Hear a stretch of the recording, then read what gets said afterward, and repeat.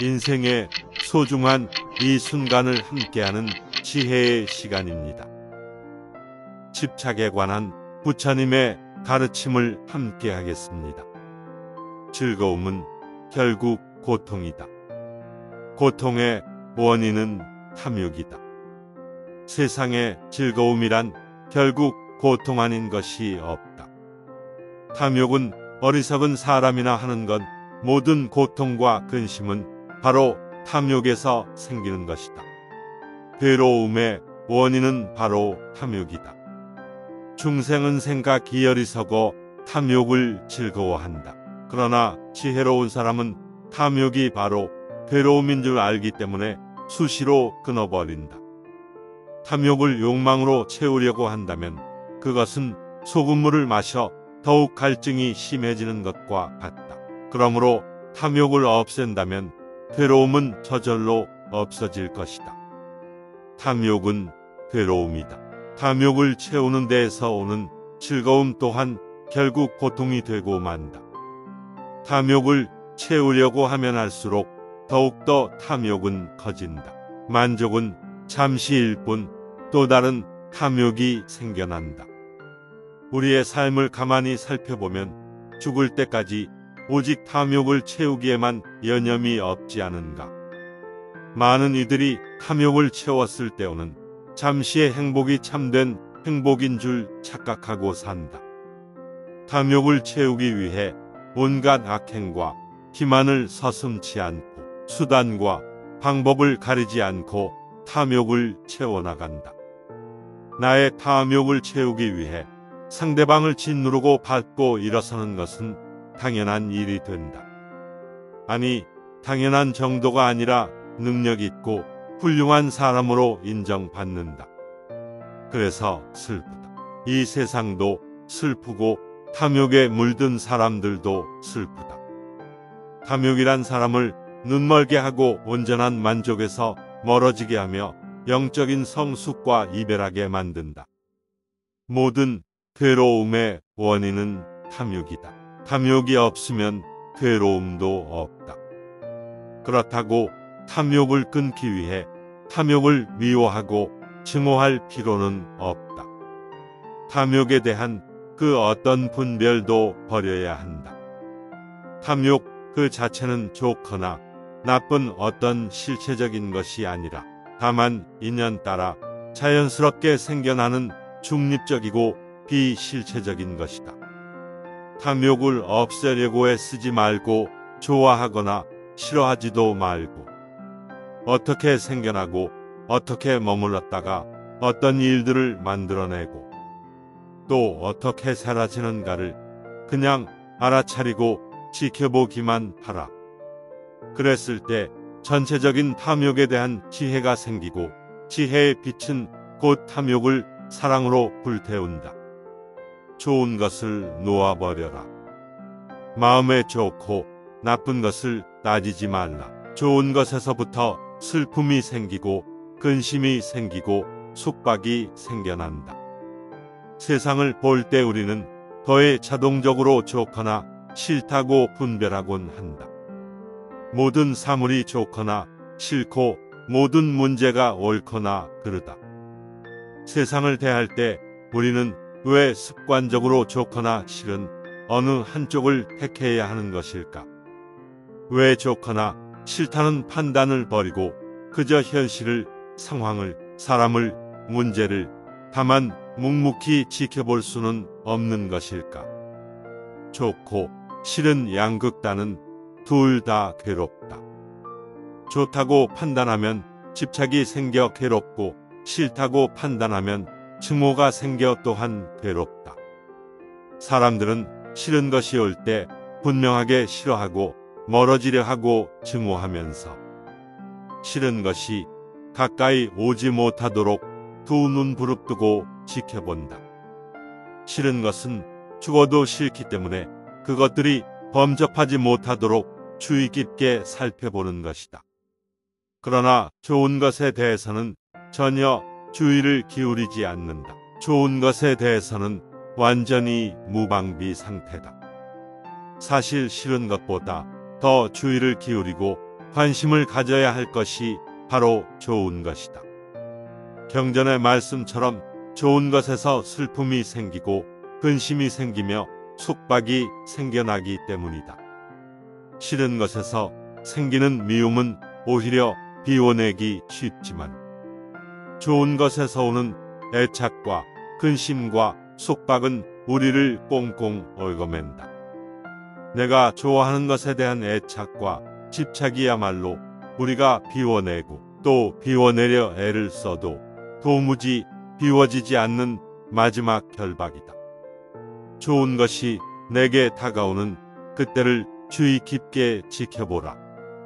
사랑도, 소유도, 물질도, 돈도, 좋은 집도, 좋은 차도, 모든 좋은 것들이 내게 밀물처럼 밀려오는 바로 그 순간이 내 인생 최고의 위기이다.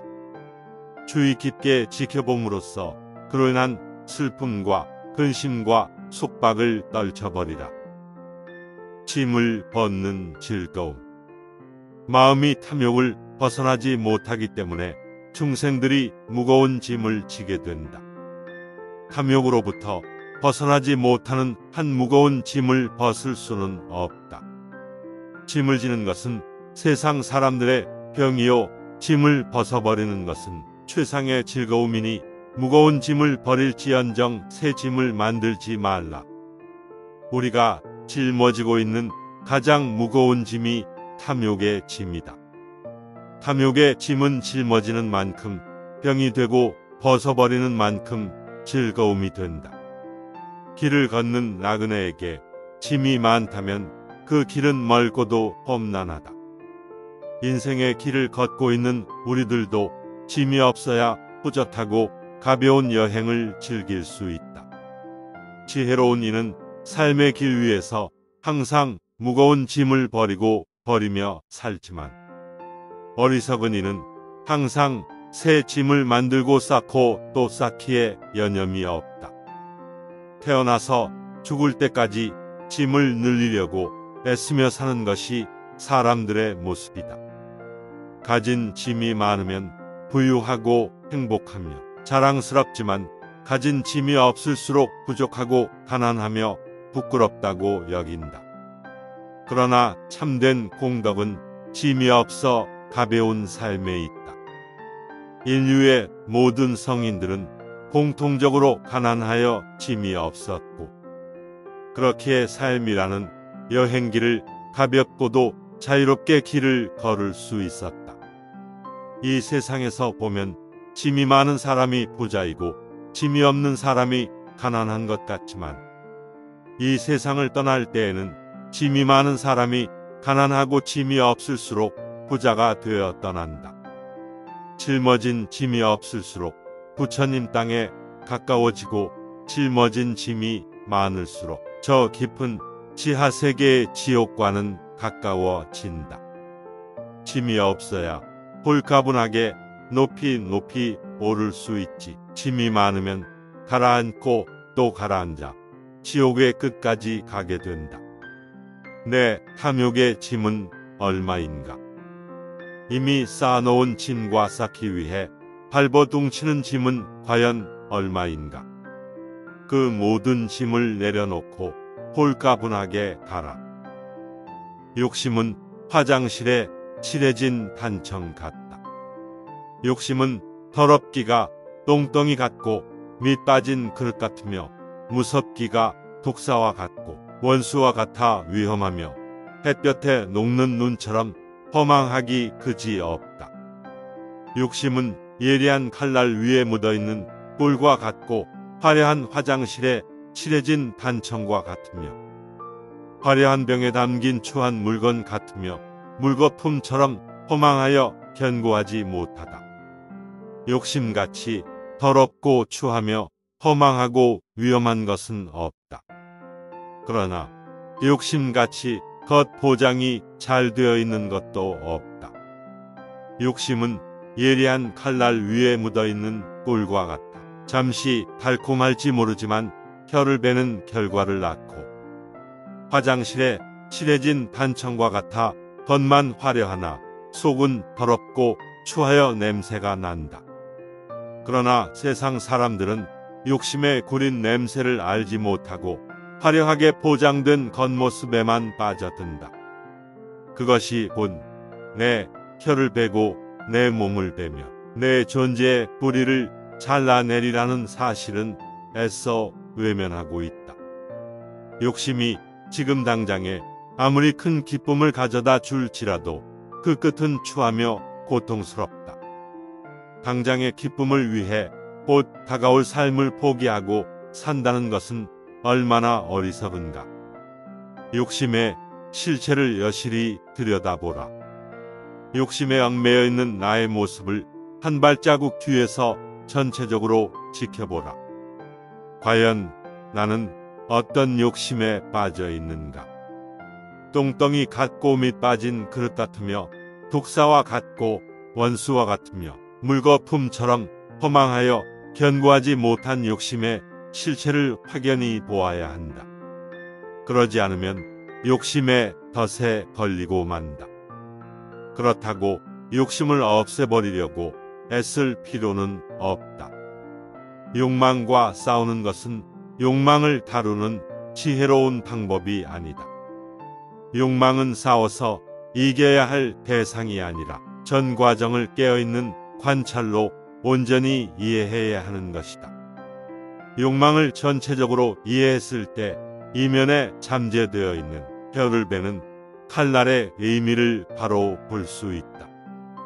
나에게는 어떤 욕심이 일어나고 머물다가 사라지고 있는가? 사랑이 아니라 사랑의 인연일 뿐이다. 욕망은 화살과 같이 빠르고 정확하다. 두 남녀 사이에서 불붙는 욕망은 번뇌의 뿌리이다. 이성보다 강한 욕망은 없다. 이 세상에서 이성과 같은 것이 하나만 있다는 사실은 여간 다행한 일이 아니다. 그러나 이성은 번뇌의 뿌리가 아니라 깨달음의 뿌리이다. 마치 메마른 땅이나 사막에서는 연꽃이 피어나지 못하는 것처럼 번뇌 때문에 깨달음의 싹은 턴다. 남녀 사이에서 불붙는 욕망의 크기만큼 거대하고 꼼짝달싹 못하게 하는 것이 또 있을까? 이성보다 더 강한 욕망은 없다. 그러나 되짚어보면 이성에 대한 욕망의 크기가 큰 만큼 그로 인한 깨달음도 커다. 지혜로운 수행자에게 이성은 깨달음의 뿌리이지만 어리석은 중생에게 이성은 번뇌의 뿌리이다. 이성으로 인해 가슴 아파하고 번뇌해도 좋다. 그로 인해 깨달음의 싹은 크기 때문이다. 푸른 하늘처럼 사랑하는 사람을 사랑하라. 다만 사랑하는 동안 사랑이 생겨나고 머물고 떠나가는 그 모든 과정을 온전한 깨어있음으로 지켜보라. 사랑으로 인한 아픔도 사랑으로 인한 기쁨도 모두를 받아들이라. 어느 한쪽만 일어나기를 바라지 말라. 양쪽 모두 우리에게는 필요하다. 사랑으로 인한 기쁨만을 바라는 사람은 불붙는 욕망으로서의 사랑에 빠지고 말지만 그로 인한 슬픔도 아픔도 모두를 직시하고 받아들이는 사람에게 사랑은 성스러운 수행의 과정이다. 온전히 사랑하는 순간순간을 깊이 느껴볼 수 있고 알아챌 수 있다면 그것은 욕망이 아닌 깨달음의 순간이 된다. 사랑으로 인한 가슴 아픈 번뇌의 마음도 있는 그대로 지켜보고 아파하는 그 근본에까지 살피고 또 살피라. 그렇게 되면 이성이 고정된 실체가 아님을 보게 된다. 이성에 대한 감정, 이를테면 사랑과 번뇌까지도 실체가 없다는 것을 깨닫게 된다. 사랑하는 것이 아니고 미워하는 것이 아니며 내가 그로 인해 행복하고 아파하는 것이 아니라 다만 그러한 인연이었음을, 다만 그러한 상황이었음을 깨닫게 된다. 내가 그 사람을 사랑한 것이 아니다. 다만 그 사람과 나와의 인연이 사랑이었을 뿐이다. 모든 인연은 한 번 모이면 반드시 사라진다는 무의 속성을 가진다. 인연 따라 모인 것은 인연이다 하면 반드시 흩어지게 마련이다. 모이고 흩어지는 것을 받아들이는 것이야말로 참된 사랑이다. 그것을 받아들이면 잠시 모인 사랑의 인연에 얽매이지도 집착하지도 않는다. 사랑 또한 인연으로 사랑이 되었음을 안다면 그 사랑이라는 불붙는 감정 그 자체가 사랑이 아닌 줄 깨닫게 될 것이다.